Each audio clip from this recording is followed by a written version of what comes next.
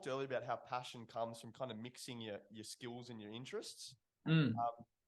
Along with that marine biology undergraduate that you did, the lifeguarding, you're also a keen surfer as well.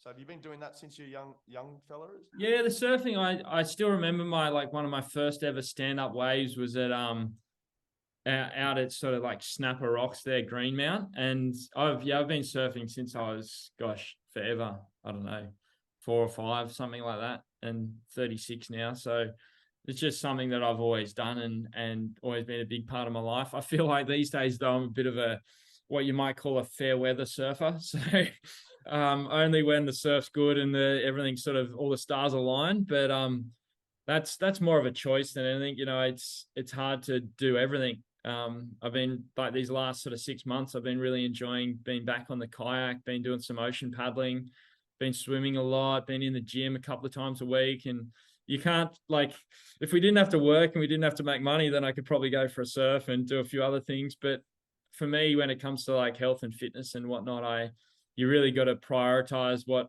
I'm sort of feeling in the moment. And surfing for me is one of those things. It's always there, but sometimes it's like once a week, sometimes it's once a month, and then other times it's like 3 times a day.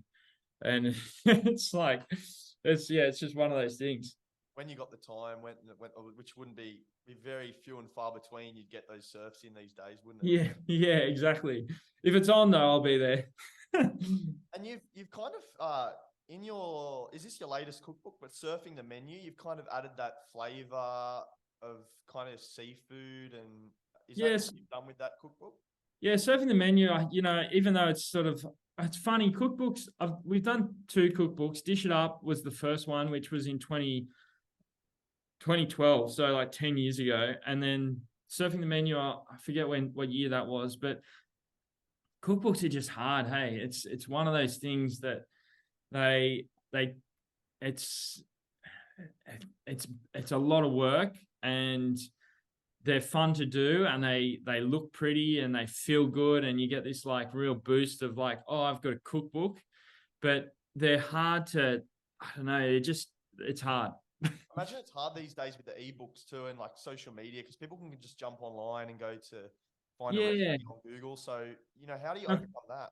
Yeah, it's hard, unless you're sort of like the Jamie Olivers or the Donna Hay or all those sort of people. It's hard to really push the numbers that actually get a cookbook to the point where you're making money and you're not just outlaying cash, basically. So I don't know. I'd love to do another book. I think at the moment we're thinking about and working towards a Taste of Australia cookbook, namely because we've got so much great content. There's so many great stories. It wouldn't just be a cookbook. And we've got I was doing some recipe stuff the other day. We've got over 100 recipes from Taste of Australia. We've done 64 episodes of the show.